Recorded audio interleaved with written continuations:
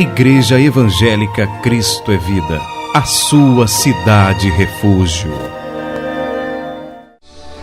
Então vamos ouvir essa palavra de vitória que Deus já liberou para nossas vidas. Vamos à Bíblia, o Santo Livro, primeira Epístola de Paulo aos Coríntios, capítulo 14, versículo 10. Mais uma mensagem sobre o tema como ouvir a voz de Deus.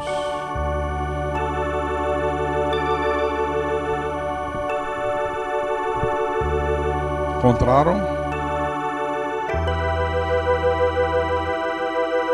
Então o texto bíblico diz assim: há sem dúvida muitos tipos de vozes no mundo, verdade. Nenhum deles, contudo, sem sentido. E o problema é este: no meio desses muitos tipos de vozes que há neste mundo, você saber identificar quando é a voz de Deus que fala. Não ser enganado, não ser confundido, não pensar que é Deus que está falando, sendo o diabo que está falando, como aconteceu na cidade de Samaria, não é? Todo um povo enganado. Um indivíduo chamado Simão enganava todo o povo, e eles imaginavam que aquele homem era um mensageiro de Deus, era um profeta, era um homem cheio do Espírito, e era um mensageiro do diabo. Então é muito importante isso aqui. Vamos orar para que o Senhor continue nos ensinando essa verdade. Oremos ao nosso Deus agora. Às vezes calo para ouvir a voz de Deus, então medito para ouvir a sua voz. Quão sutileza tocas no meu coração, e grande paz passo a sentir, sinto emoção. Ouvir tua voz quando me exortas, se é preciso. Ouvir tua voz quando me diz que sou contigo. Ouvir tua voz quando me ensinas o que preciso, me faz sentir cada vez mais que sou teu filho. Ah, Senhor Jesus Cristo, nosso Deus e nosso Pai, e como é difícil, Senhor, no meio de tantas vozes que há neste mundo, discernir quando é a tua voz que fala. Porque há vozes que vêm com aparência, com a maneira, com um jeito, com um tom que parece ser a tua voz, mas é a voz do erro, é a voz do diabo, é a voz de falsos profetas, é a voz que quer induzir o teu povo a andar por caminhos de trevas, a viver distante da tua verdade, do teu santo caminho. Por isso nós queremos, meu Deus, aprender a cada dia a ouvir a voz do teu Espírito Santo, para que nós não sejamos enganados, para que não nos deixemos conduzir por vozes falsas, por vozes que vêm disfarçadas. Parece uma voz de manteiga, mas por dentro ela tronitroa como um trovão. É como a voz de um dragão feroz. Ah, Jesus, ensina-nos a tua palavra. Ensina-nos a distinguir quando é o Senhor que fala conosco. Fala à tua igreja, fala ao teu povo, fala aos teus pequeninos, as ovelhas do teu rebanho, que não podem viver sem ouvir a tua voz, que só podem ser guiadas aos pastos verdejantes e às águas tranquilas de descanso, se derem ouvidos à voz do bom pastor. Fala-nos nessa noite, usa-me como teu pastor, como teu servo, como teu profeta. Inspira-me, capacita-me, para que eu possa explanar a tua palavra da maneira que o Senhor quer que ela seja explanada, com verdade. Porque a minha suficiência, ela vem do Senhor, o Deus eterno, o Deus bendito, o Deus todo-poderoso.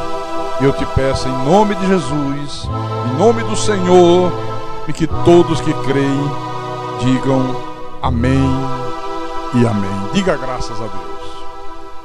Então, meus irmãos amados, minhas irmãs em Cristo, como é que uma pessoa consegue discernir quando é Deus que está falando com ela? Quando é que uma pessoa chega a este nível de maturidade espiritual? Porque tem que ter maturidade espiritual, para no meio das muitas vozes que há neste mundo, quando Deus falar, ela dizer: Deus falou, é Deus que está falando. Ela saber discernir a voz de Deus, ela não ser enganada, ela não ser manipulada, ela não ser confundida por vozes malignas, por vozes cheias de trevas. Como é que a pessoa chega a esse nível de maturidade espiritual? Eu quero mostrar um exemplo que está na Bíblia Sagrada. Eu já mostrei algumas mensagens atrás, mas eu quero mostrar por um outro ângulo. Está em 1 de Samuel, capítulo 3, versículo 1. Nós já falamos sobre essa passagem bíblica aqui, mas eu quero mostrar uns outros tópicos importantes aqui. Então, 1 de Samuel, capítulo 3, versículo 1. O versículo 1 diz assim: o jovem Samuel servia ao Senhor perante Eli. Naqueles dias, a palavra do Senhor era muito rara, as visões não eram frequentes. Então a palavra do Senhor era muito rara. Eu disse aqui, há alguns cultos atrás, que nos dias atuais, a palavra do Senhor também é coisa muito rara. Olha, Deus tem me dado o privilégio de ter andado por esse mundo todo. Eu já andei pela América Latina, eu já andei pela América do Norte, eu já estive nos países da Europa, eu já estive na Ásia, eu já estive no Ocidente, eu já estive no Oriente, e eu posso afirmar para você com toda a certeza, com toda a convicção, a palavra de Deus é coisa muito rara. Em toda a parte onde eu fui, se ouve muito acerca dos milagres que Jesus realizou. As igrejas hoje estão aí com muito coral, muita música, muito louvor, muitos testemunhos, né, irmão Geraldo? Muitas doutrinas de homens, mas a palavra do Senhor é coisa muito rara. Você ouve de tudo, você só não ouve a palavra de Deus.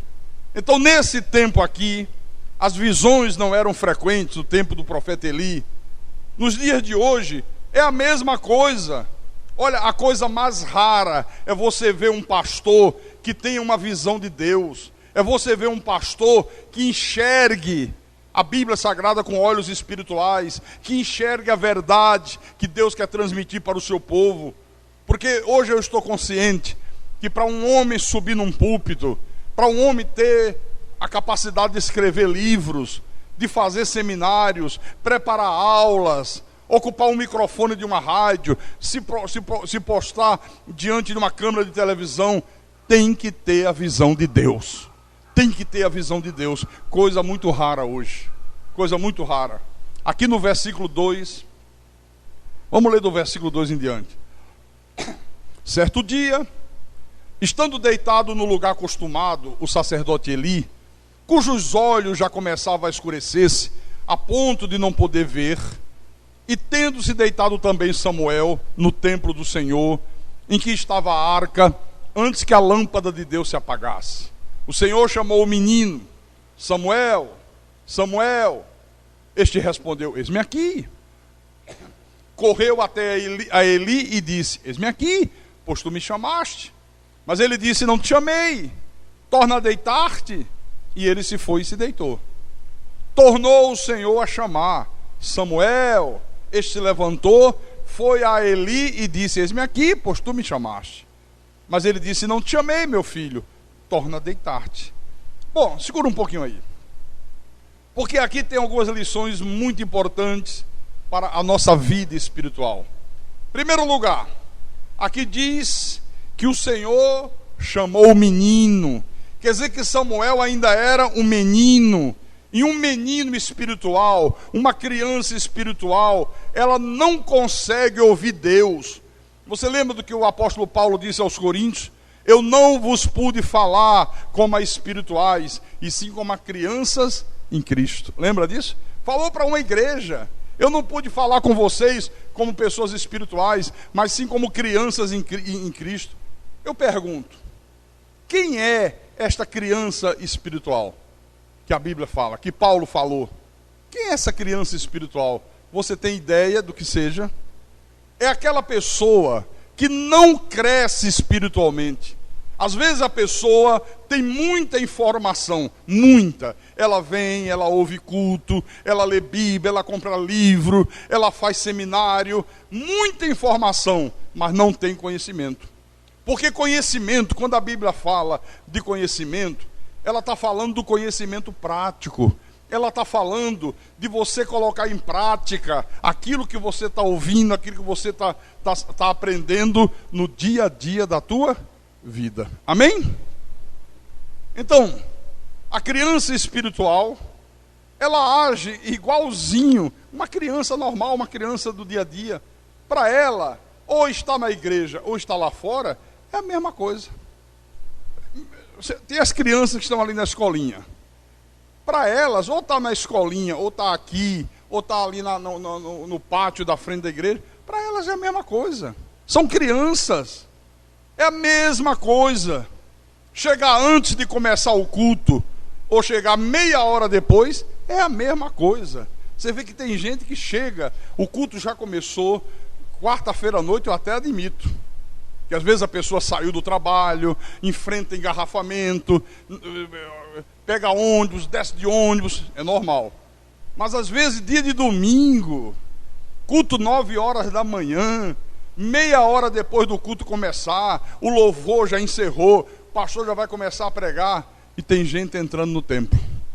E entra tranquilo, sabe? Arrastando os pés, aí vai primeiro no bebedouro, toma uma água, dá uma espreguiçada, ó, tranquilidade do mundo. Vai no banheiro, faz um pipizinho e depois vem e se senta. Quem age assim é uma criança espiritual. A criança espiritual, ela levanta na hora do culto para beber água. Pastor pregando, a pessoa levanta, vai beber água. Uma criança faz isso, não faz uma criança comum? A criança espiritual faz a mesma coisa. Tem gente, irmãos, que na hora do ofertório, sabe, se levanta, vai para a porta da igreja. Domingo passado, eu contei até 10 para não chamar a atenção. Eu digo, eu não quero constranger as pessoas, eu não vou chamar. Mas quando eu terminei de pregar de manhã, olha, eu contei, estava ali, em volta do bebedouro, 16 pessoas. Tinham 16 pessoas ali naquela área do bebedouro. Quer dizer, é como se fosse a hora do recreio. Acabou a palavra, hora do recreio, Deus não fala mais. Sabe? Então quem procede desta maneira é uma criança espiritual. São crianças em Cristo. São pessoas que têm muitas dificuldades em ouvir Deus falar. Agora, por que Samuel ainda era um menino? Por que ele ainda era um menino? O versículo 7 responde: porém Samuel ainda não conhecia o Senhor, e ainda não lhe tinha sido manifestada a palavra do Senhor. Porque ele ainda não conhecia o Senhor, então ele era uma criança, ele era um menino espiritual, não conhecia o Senhor. E por que ele ainda não conhecia o Senhor? Porque a palavra do Senhor ainda não havia sido lhe manifestada, ainda não tinha sido revelada para ele. Você vê que uma pessoa só conhece o Senhor quando a palavra lhe é revelada. Se a palavra não for revelada, se o Espírito de Deus não iluminar os olhos, meu irmão, os olhos espirituais, os olhos do coração, ela ouve a palavra e é como se ouvisse uma palavra qualquer. Não há diferença. Então o povo de Deus hoje não conhece a palavra. O povo de Deus conhece o demônio, conhece o capeta, conhece a pombagira, o tranca-rua, a unha sem pintar, a saia arrastando no chão, o cabelo sem cortar, o não pode ir à praia, o não pode ter televisão em casa, mas não conhece a palavra de Deus. E vou dizer para você, quando Deus levanta alguém para manifestar a sua palavra, para pregar a sua palavra com verdade, a primeira coisa que fazem é chamar esse alguém de falso profeta. Não pode. Porque predestinação é do diabo.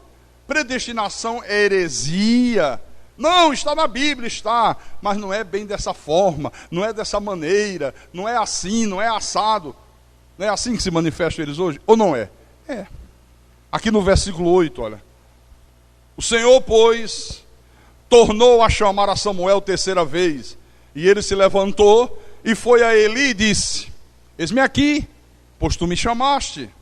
Então entendeu Eli que era o Senhor que chamava o jovem. Por isso Eli disse a Samuel: vai deitar-te, se alguém te chamar, dirás: fala, Senhor, porque o teu servo ouve. E foi Samuel para o seu lugar e se deitou. Que coisa interessante. Samuel era um menino. Ele não conhecia o Senhor, está aqui escrito. A palavra do Senhor ainda não lhe havia sido manifestada. Não tinha sido ainda revelada para esse menino aqui. Por isso que ele era um menino.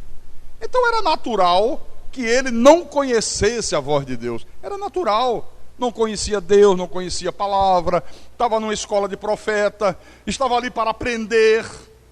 Então Deus chama uma vez, Deus chama duas vezes, Deus chama três vezes, e ele não conseguiu discernir que era Deus falando. Agora tem uma coisa muito curiosa aqui. O fato de Samuel não ter discernido a voz de Deus, ok, nós já vimos aqui na Bíblia. Era um menino, não conhecia o Senhor, a palavra do Senhor ainda não tinha sido manifestada para ele. Mas o curioso de tudo isto aqui é que o profeta Eli, um dos maiores profetas de Israel, também não discerniu a voz de Deus. Este homem era um profeta experiente, ele conhecia o Senhor, ele conhecia a palavra. Então você vê, Deus chamou uma vez, Deus chamou duas vezes, e o profeta, o principal profeta da nação de Israel, não percebeu que era Deus falando. Olha que coisa curiosa. Onde é que eles estavam, hein? Eles estavam num templo, numa escola de profeta. Eli era um profeta muito experiente. Samuel era um jovem que estava ali para ser ensinado por Eli a servir a Deus. Estava ali para aprender a servir ao Senhor, como vocês estão aqui nessa noite. Eu pergunto, se era o templo, se era uma escola de profeta, se ele estava diante do maior profeta de Israel naquele momento, se ele estava ali para aprender a servir a Deus, quem é que poderia estar falando naquela escola de profeta? Quem é que poderia estar falando? Só podia ser a voz de Deus. Só podia ser Deus. Então a verdade aqui é que o profeta Eli, ele estava perdendo a visão física, estava ficando cego, sim, mas ele também estava perdendo a capacidade de ouvir Deus. Estava perdendo também a capacidade auditiva e espiritual. Porque se ele era o profeta, se eles estavam dentro de um templo, e se havia uma voz chamando Samuel, o que é que este profeta aqui deveria ter dito ao menino logo na primeira vez? Samuel, olha, esta voz que você ouviu, não fui eu que te chamei.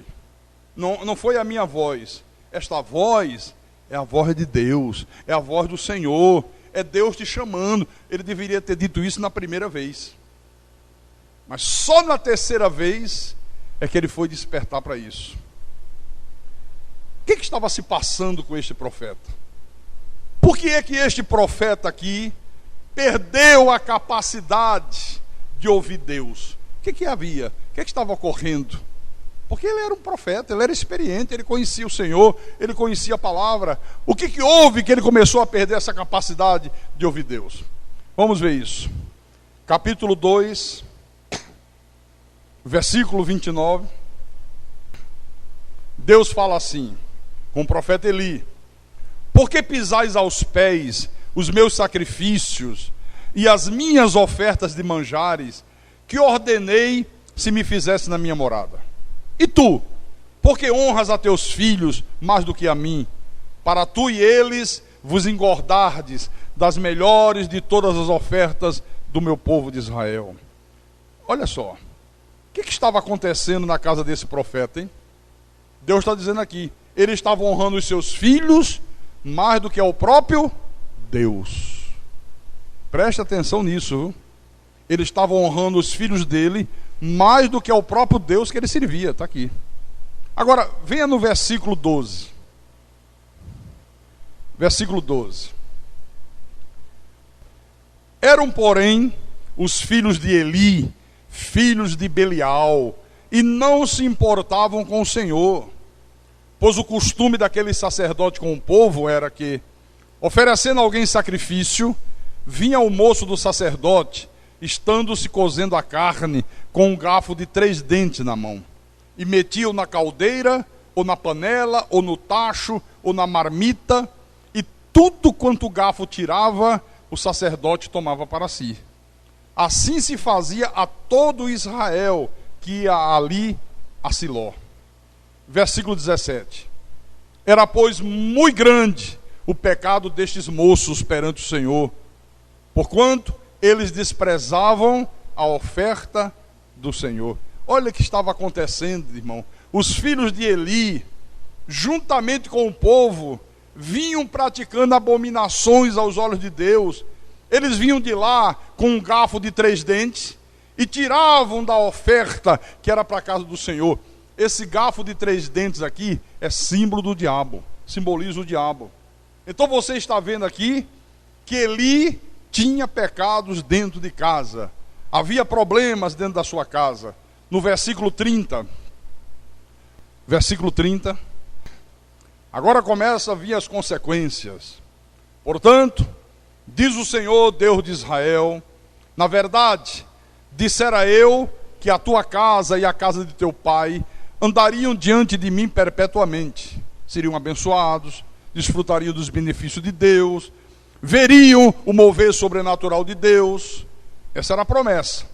Porém agora, diz o Senhor, longe de mim tal coisa, porque aos que me honram, honrarei, porém os que me desprezam serão desmerecidos. O que o profeta tinha feito aqui? Desprezado o Senhor. Os filhos iam lá, tiravam a comida que eles não tinham direito, de participar disso aqui, e ele se fazia de cego, ele fazia ouvido de mercador para o que estava acontecendo. Então Deus se indignou e Deus disse: chega, eu não quero esse tipo de comportamento dentro da minha casa, eu não quero esse tipo de atitude dentro da minha casa. E por causa disso, Eli, os teus olhos vão começar a se escurecer e os teus filhos vão morrer. Você vai começar a perder a visão, profeta, e os teus filhos vão morrer, porque você está fazendo ouvido de mercador, você está fazendo vista grossa para o que está acontecendo dentro da tua casa. Versículo 31. Deus continuou dizendo e disse: eis que vem dias em que cortarei o teu braço e o braço da casa de teu pai, para que não haja mais velho nenhum em tua casa. E verás o aperto da morada de Deus, há um tempo com o bem que fará Israel, e jamais haverá velho em tua casa. O homem, porém, da tua linhagem, a quem eu não afastar do meu altar, será para te consumir os olhos e para te entristecer a alma. E todos os descendentes da tua casa morrerão na flor da idade. Ser-te-á por sinal o que sobrevirá a teus 2 filhos, a Ofni e Finéias, ambos morrerão no mesmo dia. Então, suscitarei para mim um sacerdote fiel, que procederá segundo o que tenho no coração e na mente. Edificar-lhe-ei uma casa estável, e andará ele diante do meu ungido para sempre. Olha, Deus disse assim: Eli, já que você encobriu o pecado da tua casa, já que você não tomou providências enérgicas, eu vou tirar a longevidade de dentro da tua casa. Os teus filhos vão morrer cedo, vão morrer na flor da idade. Eu vou levantar um outro sacerdote, um sacerdote fiel, que proceda segundo aquilo que eu tenho na mente e no coração. Está aqui. Às vezes você tem um filho dentro de casa com um garfo de 3 dentes, se apossando das ofertas do Senhor. Um filho que bebe, um filho que fuma, um filho que se prostitui, um filho que vive a vida na gandaia, que não quer saber de Deus, não quer saber de igreja, não quer saber de Bíblia, não quer saber de nada. E o pai ainda dá sustento para esse filho. Aquilo que ele poderia dar na igreja de oferta, ele dá para o filho. Não, mas é meu filho, né? O que é que eu posso fazer? Eu sei que não vale nada. Eu sei que vai gastar com drogas. Eu sei que vai gastar com noitada. Eu sei que vai gastar com mulheres. Eu sei que vai gastar com bebedeira. Mas é meu filho. Passa a mão na cabeça. Então Deus disse: ó, chega. Chega, Eli. Agora eu quero outro sacerdote. Agora eu quero um homem que proceda segundo o que eu tenho na mente e no meu coração. Não quero mais você como meu sacerdote. Não quero mais você, Eli, como meu profeta. Eu vou dizer uma coisa para vocês, irmãos. Olha, eu tenho 54 anos. Nós temos aí, já estamos para quase 20 anos da revelação da graça de Deus.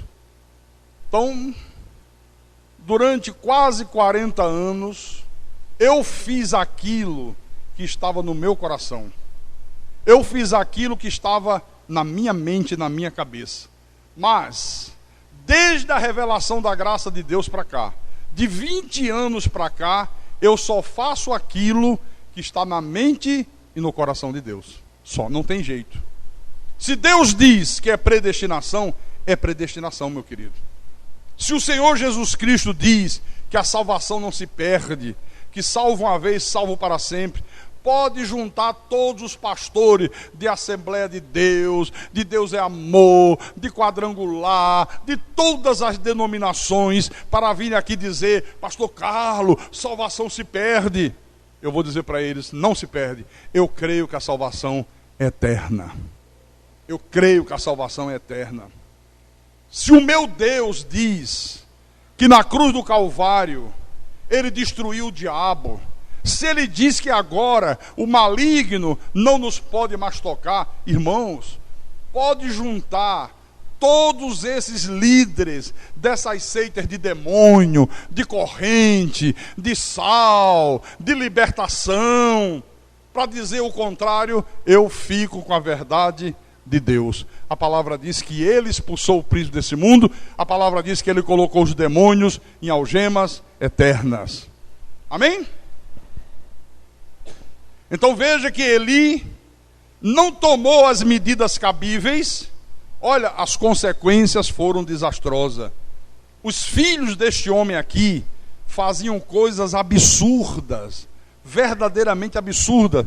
Veja aqui o versículo 22. Leia o versículo 22. Versículo 22, capítulo 2, versículo 22. Olha o que é que diz. Era, porém, Eli já muito velho, e ouvia tudo quanto seus filhos faziam a todo Israel, e de como se deitavam com as mulheres que serviam à porta da tenda da congregação. E disse-lhes: por que fazeis tais coisas?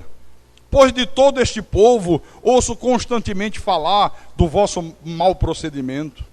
Não, filhos meus, porque não é boa fama esta que eu ouço. Estás fazendo transgredir o povo do Senhor. Aí você diz assim: pera lá, pastor, mas aí não está mostrando que o sacerdote Eli repreendeu os filhos dele? Não, tá não.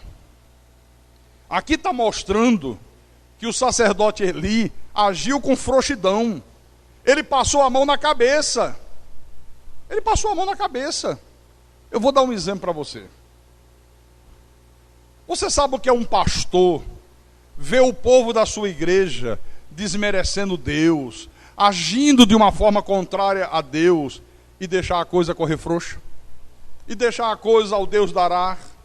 Apenas ficar falando manso, aceita as desculpas esfarrapadas de um, aceita as desculpas esfarrapadas de outro, faz de conta que não está acontecendo nada, faz de conta que está tudo certo, porque ele não quer ficar mal com o povo. Era isso aqui, ó.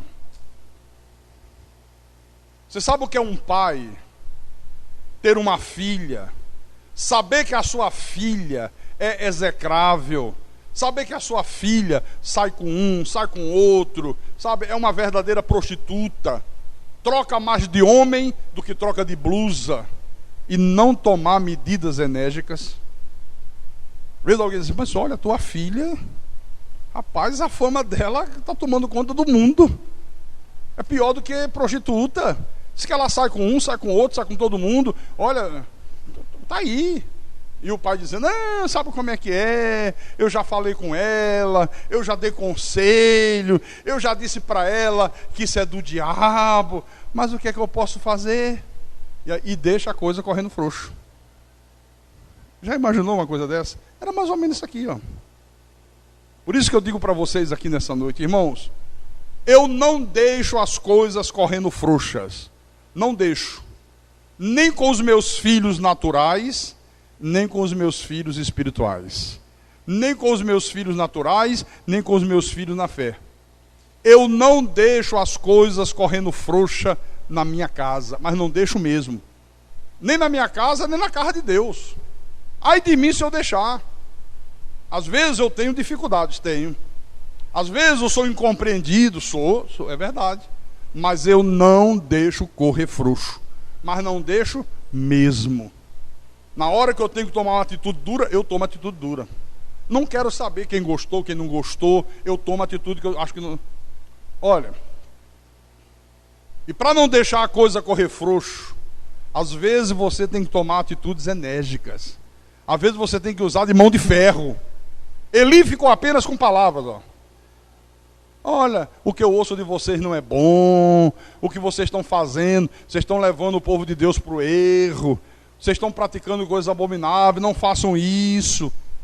Era para ter tomado uma atitude firme, era para ter dito, a partir de hoje, vocês não chegam nem na porta do templo, vocês não mantêm nem contato com o povo de Deus, vocês vão ficar longe, vão ficar distante, não quero isso aqui. Mas não, foi manso, ó. Olha o que aconteceu. Capítulo 3, versículo 13. Agora Deus diz assim: porque já lhe disse que julgarei a sua casa para sempre, pela iniquidade que ele bem conhecia, porque seus filhos se fizeram execráveis, e ele os não repreendeu. Olha, Eli sabia do pecado, então ele sabia de tudo que estava ocorrendo aqui e não tomou atitudes firmes. Então, se você sabe que há erros na tua casa, se você sabe que há problemas na tua família, se você sabe que os teus filhos estão vivendo execrável, uma vida execrável, tome providência. Não passe a mão na cabeça. Não, porque é meu filho, porque tem mãe e tem pai que é assim. Quando é com o filho dos outros, meu irmão, a língua é desse tamanho. Como é que pode? Parece que não tem pai. Quando é com o dele, a língua fica desse tamanho. Na minha família eu conheço um monte de gente que é assim. Para falar dos filhos dos outros é uma beleza, meu irmão. Quando é para falar dos seus próprios filhos, é uma tragédia. Está aqui, ó. Se você não tomar providências enérgicas, você se torna uma pessoa execrável perante Deus. Está aqui. Não perde salvação, claro que não. Mas vai receber de Deus o quê? Disciplina, correção e açoite. Por isso que eu tenho muito cuidado, irmãos. Eu como pastor, eu não posso ver os meus filhos espirituais, os meus filhos na fé, se tornando execráveis e não tomar uma atitude. Eu tenho que tomar atitude. Sempre tomei. Às vezes tem gente que diz assim: pastor Carlos é muito duro. Ah, pastor Carlos é muito radical. Não. Ai de mim se eu não for duro em determinadas horas. Às vezes, essa atitude, irmão Geraldo, dura que eu estou me referindo, às vezes é através de uma exortação, uma palavra de exortação firme, profunda, que deixa a igreja toda de orelha murcha. Às vezes essa atitude vem através de um relato que eu faço aqui do altar. Às vezes eu conto algumas coisas. Eu conto o milagre, mas não conto o nome do santo. Quantas vezes eu conto coisas aqui, você não sabe onde aconteceu, se foi aqui, se foi em Natal, se foi em Recife, para servir de exemplo para a igreja, para chamar a atenção da igreja. Às vezes essa atitude firme vem em forma de uma atitude de indignação. Eu lembro alguns anos atrás, você vê o bom samaritano hoje da igreja como é que é? Domingo fica ali uma porção de alimentos, não fica? Mas você não imagina como foi duro chegar até ali. E ainda é muito pouco. Uma vez eu cheguei aqui, eu digo: cadê? Ué, não tem bom samaritano, o que é que tem aí? Aí pegaram, tinha um pacote de macarrão e um arroz. Você lembra dessa época, Ériglis? Lembra mesmo?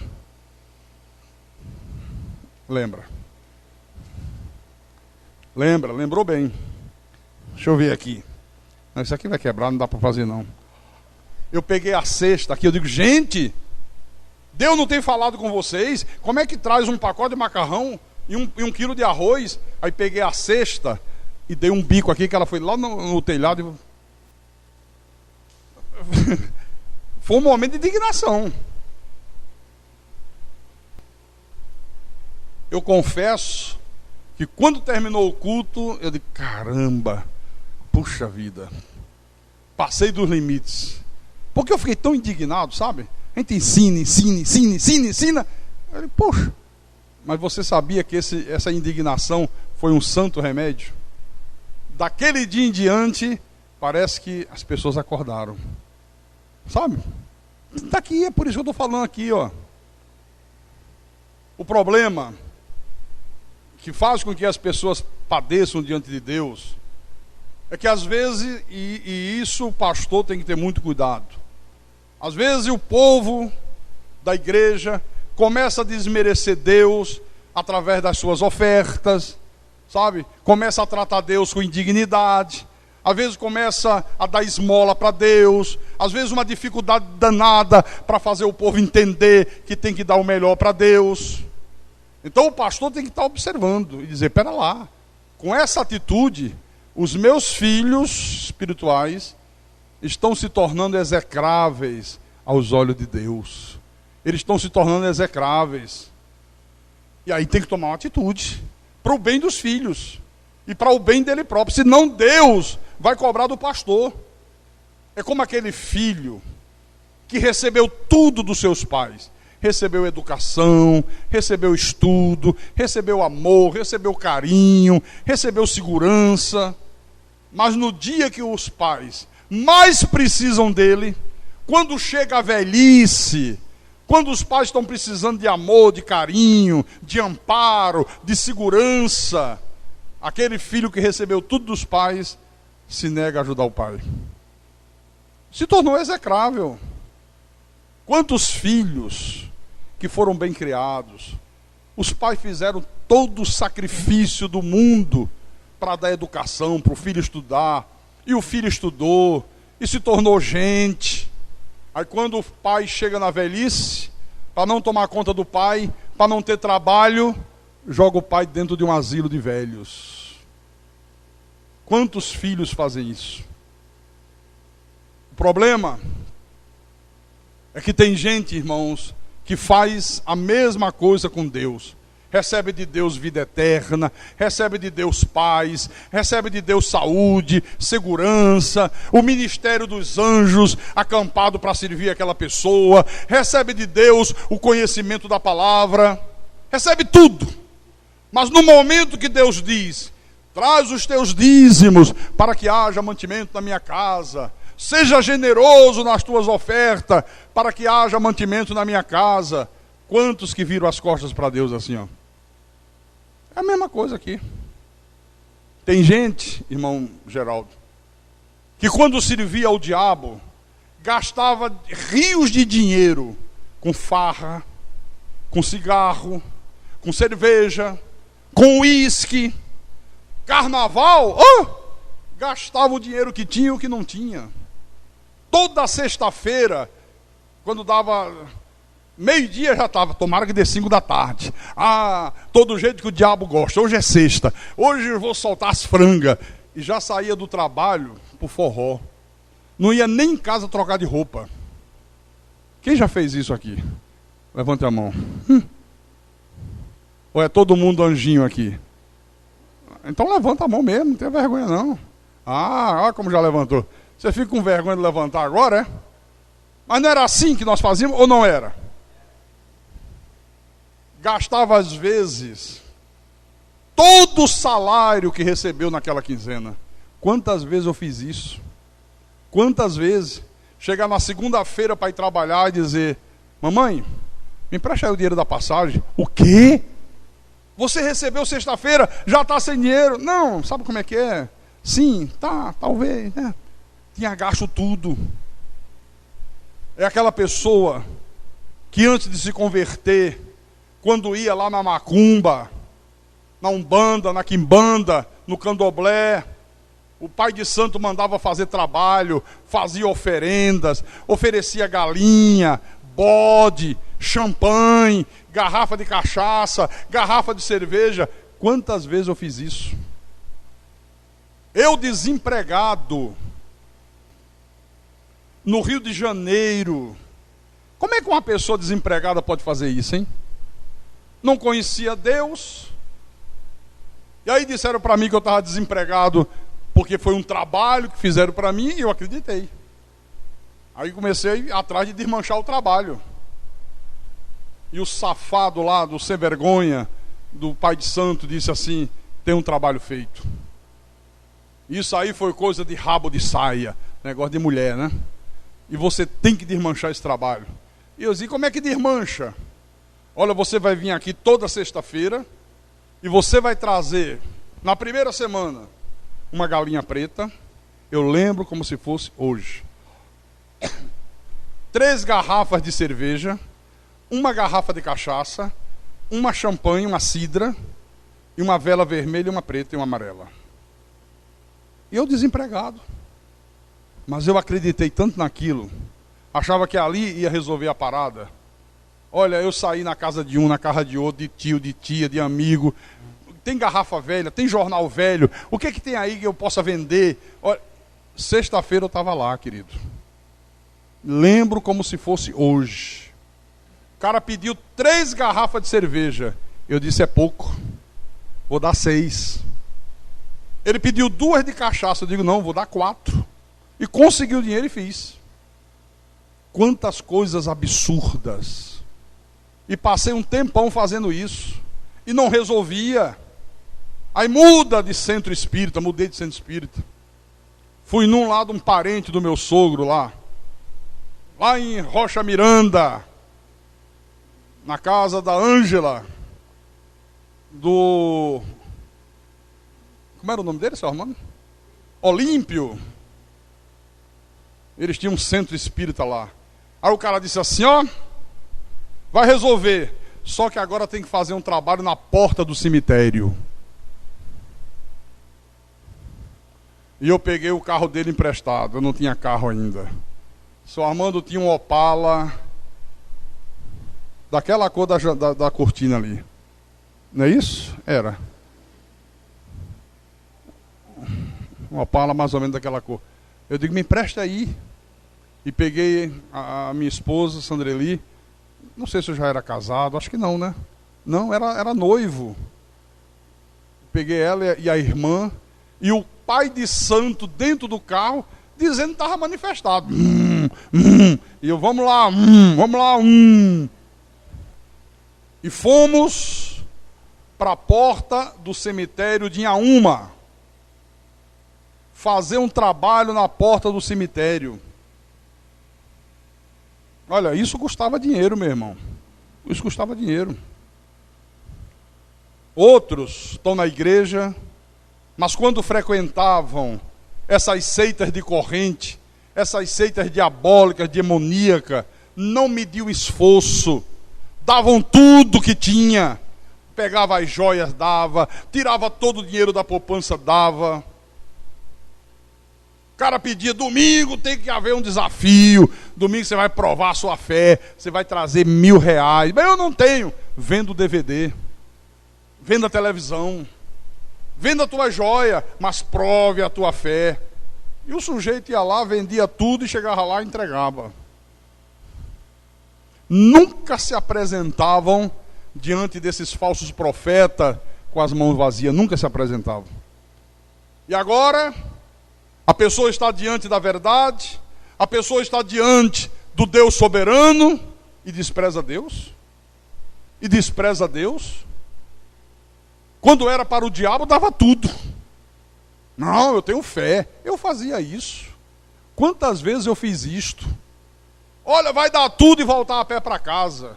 Eu sentado assim como vocês estão hoje. Eu pegava tudo, botava ali na mão do ladrão e voltava a pé para casa, cheio de vontade. Olha, feliz da vida, achando que tinha dado uma prova de fé para Deus. Quer dizer, como é que agora eu vou chegar hoje e vou dar as sobras para Deus? Antes eu dava o melhor para o diabo. Agora eu dou as sobras para Deus. Olha, isso que eu estou falando, irmãos, acontece também na nossa igreja, viu? Acontece também na nossa igreja. Eu sei que aí fora, na maioria das igrejas, o povo faz assim. Antes dava o melhor para o diabo. Agora quando é para Deus, dá as sobras para Deus. Tudo bem. Só que lá fora, eles não têm o conhecimento da verdade que nós temos. Para nós que conhecemos a verdade sagrada, é inadmissível nós procedermos desta maneira, porque hoje nós temos o pleno conhecimento de Deus. O pleno conhecimento de Deus. Diga graças a Deus. Às vezes eu fico indignado. Às vezes eu vejo na igreja 150, 180 pessoas no culto.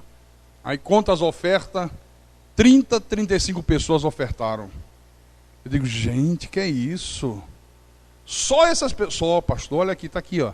Conta aí os envelopes, 40 envelopes, 40 pessoas deram oferta. Quer dizer que um quinto da igreja ofertou. Eu não ficaria indignado se as ofertas fossem para mim. Não ficaria. Mas eu fico indignado porque as ofertas que o povo traz aqui é para manter a obra de Deus. Aí eu fico indignado, porque é para Deus. É para manter a obra do Senhor. Não é para manter a minha casa, não é para manter a minha vida. É para manter a obra de Deus. E quantos que não fazem isso? Quantos que não têm consciência disto? É inadmissível. Pastor, mas às vezes as pessoas não têm. Pastor, o senhor sabe, né? Final de mês, não. Tem. Quem tem automóvel aqui? Levante a mão. Quem tem automóvel? Vou dar o exemplo do automóvel. Ah, pastor, essa época do mês, o senhor sabe, né? É difícil, o dinheiro está curto. Muito bem. Você que tem automóvel, se acabasse esse culto agora, você chegasse ali fora, botasse a chave no carro e não pegasse, você deixaria o carro aí na rua, arriscado alguém quebrar o vidro, roubar o carro, porque aqui é um perigo, aqui corre risco. Depois que passa das 11 da noite, é um sério risco. Você deixaria? Não. Você ia dar um jeito. Você ia atrás de um mecânico, ia ter que pagar o mecânico. Se tivesse que comprar uma peça, você ia dar um jeito e ia comprar a peça. Se tivesse que gastar R$200, você hoje gastaria os R$200. Eu estou falando aos que têm automóveis. Você gastaria os R$200. Mas e se eu pedisse hoje para você fazer uma oferta agora de R$200, você faria? Ou você diria, pastor, olha, eu bem que gostaria, sabe, mas eu não estou em condições. Mas se o carro quebrasse, a condição apareceria? Então, quantas vezes nós somos incoerentes? Quantas vezes nós somos... Isso é se tornar execrável aos olhos de Deus. Eu já contei aqui. Já fazem muitos anos isso. O Érico diz, eu acho que é desse tempo. O Érico está aqui praticamente desde o início da igreja. Era uma época de final de mês. Quando todo mundo dá desculpa, que não tem, que o dinheiro está curto, que só depois que receber, que não sei o que, não sei o que, não sei o que. Tá bom. E Deus me deu uma inspiração, e eu chego na hora do ofertório e digo assim, pessoal, olha, um amigo meu me procurou, muito rico ele, riquíssimo, e ele quer ajudar a nossa igreja. E ele me deu 3 troca CD de carro, né? 3 CD de automóvel para eu vender para a igreja. Novos. Sony. Último lançamento, lançou agora no Japão e ele trouxe. Cada CD player desse custa, na faixa era lançamento, na faixa de uns R$1.500. Ele mandou eu vender por 700. Só para ajudar a igreja. Olha, esse homem também me deu 100 relógios. Relógio com pulseira de ouro, banhado a ouro. Cada relógio deste custaria, se fosse comprar no comércio, uns R$500. Ele mandou vender por 100. E para a coisa ficar melhor, ele ainda me deu, eu não lembro quantas alianças, eu falei alianças de ouro. Cada aliança dessa, de ouro, ouro 22, ouro mais puro, ouro 21, ouro mais puro que tem, cada aliança dessa custaria quase R$100. Ele mandou eu vender por 20. Aí todo mundo, poxa, que bênção. Eu digo, tem 3 toca CD aqui. Quem gostaria de comprar agora por 700? Custa 1.600. Olha, quase sai tapa aqui dentro da igreja. Não foi assim, Éricles? Só que um levantou a mão primeiro, aí disse, não, eu quero os 3. Aí o outro disse, não, eu também levantei, um é meu, o outro eu também quero. Olha, calma, separa aí, briga. Um queria levar os 3 de uma vez. Eu digo, calma aí, vamos dar um para cada um, vou ver se eu arranjo mais. Aí já apareceu mais 2, se arranjar mais eu quero. 100 relógios. Não demorou 5 minutos, meu irmão. Foi embora os 100 relógios. Agora tem aqui as alianças. Teve gente que disse assim, eu quero 30. 30? Hein? É. O Hélio está lembrando, gente preenchendo o cheque na hora do culto. Quero 30. Teve um irmão aqui que pediu 30. Você vai levar 30? Vou. Já vou levar para minha filha, que tem 12 anos, quando ela é casada, eu vou guardar. Para o cachorro, para o papagaio. Aí depois que a farra estava feita, eu digo, pois é. Eu fiz com vocês o que o profeta Natan fez com Davi. Inventou uma história, contou de um homem rico, que pegou a ovelhinha do pobre, e o rei disse, tem que matar esse sujeito. Tu és o homem.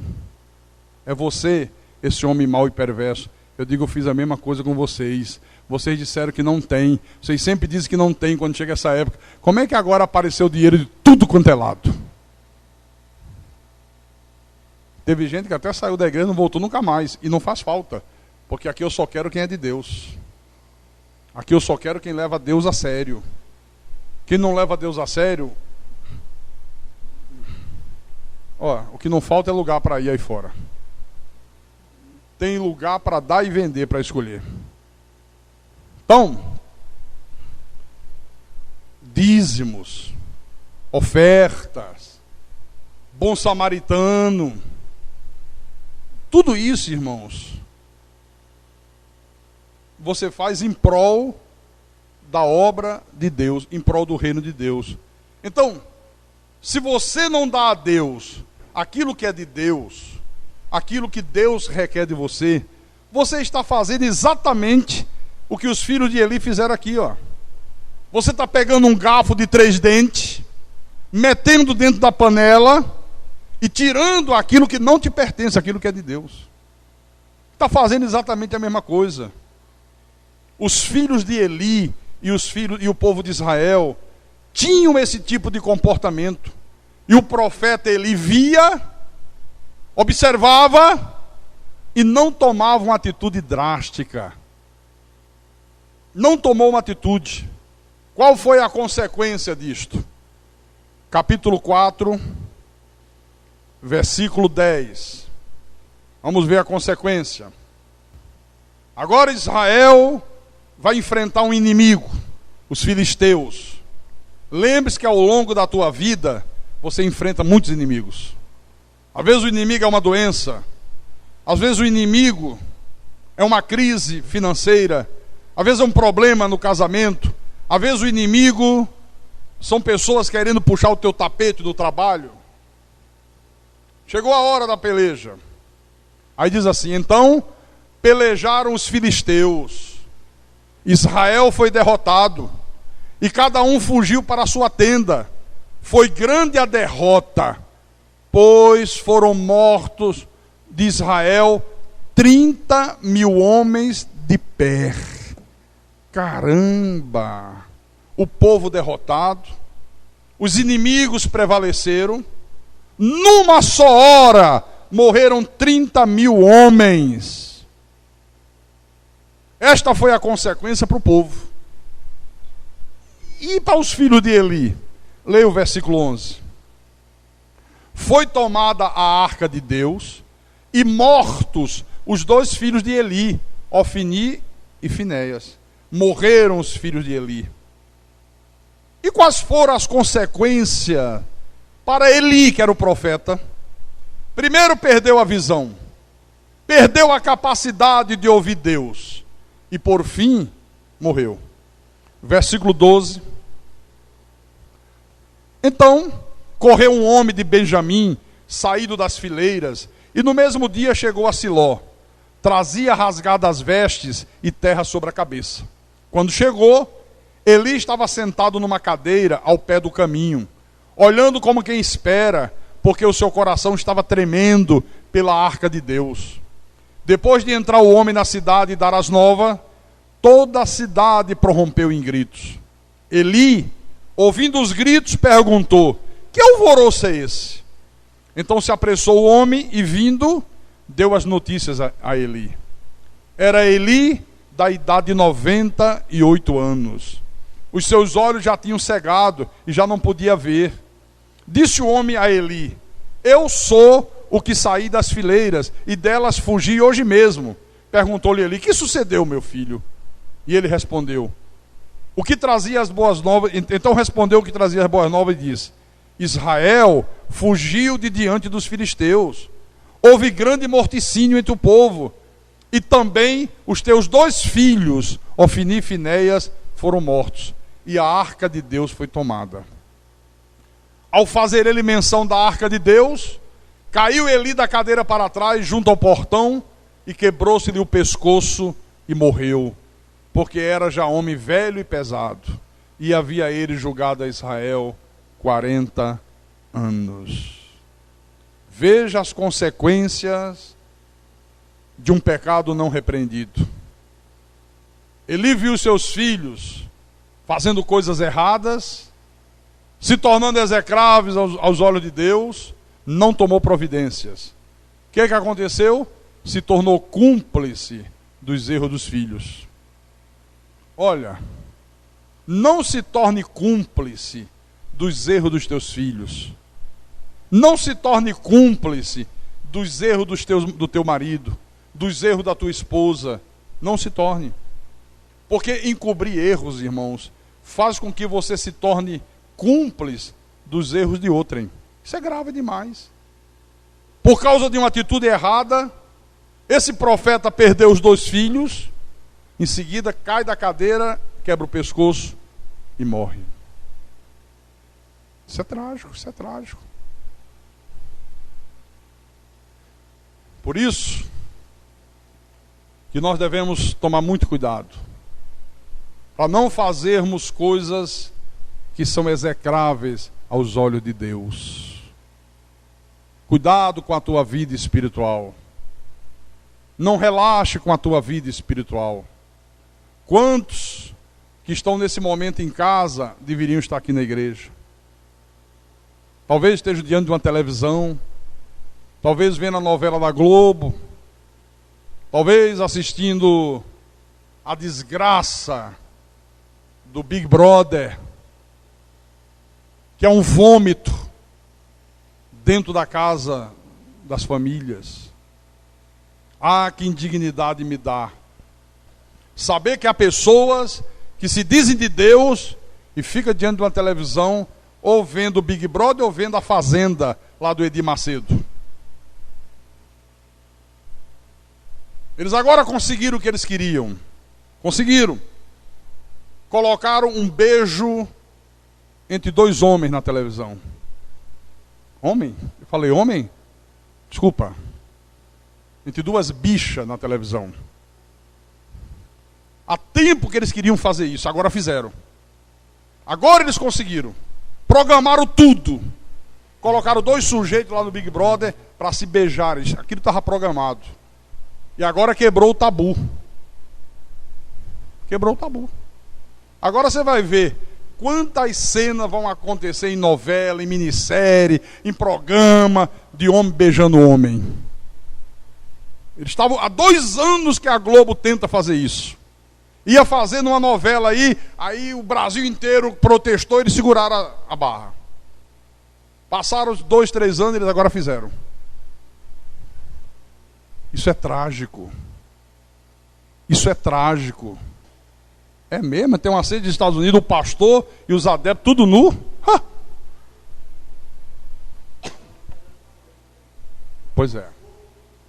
Olha, eu não consigo entender como é que uma mãe, um pai, deixa um filho, às vezes que nem chegou na idade da adolescência, assistir... Como é que é o nome daquela porcaria da tarde? Malhação. O irmão tem assistido muito? Ah, não. Oh, desculpa. Estou brincando. Malhação. Não deixe os teus filhos assistirem isso. Não deixe, pelo amor de Deus. Como é que deixa um filho assistir novela? É por isso que chega no colégio. Você sabe quais são os assuntos? Um dia desse meu neto chegou, vovô, eu quero transar. Eu digo, quem? O pequeno, o de 3 anos. Você quer o quê? Onde ele foi aprender isso, hein? Onde ele foi aprender isso? Gente, isso é um absurdo. Onde nós vamos chegar? Aonde nós vamos chegar? Aonde nós vamos chegar? Abra em Gálatas, capítulo 6, versículo 7. O problema, sabe qual é? Amanhã, os jovens que assistem essas desgraças, o pai não se assuste. Quando amanhã o filho chegar para ele e disser, papai, quero te apresentar aqui o meu namorado. Como, seu cabra? Não. Ué, mas o senhor não via, não achava bonito no Big Brother? 2 homens se beijando, qual o problema? Também tem o direito. Eu aprendi lá com o senhor. Então você não se assuste. Sua filha chegar para você e dizer, mamãe, eu quero te apresentar o grande amor da minha vida. Aí você, opa, deve ser um galã como o pastor, né? Eu quero apresentar aqui a Janaína. Janaína, é trágico. É trágico. O versículo 7 diz, não vos enganeis. De Deus não se zomba, pois aquilo que o homem semear, isso também ceifará.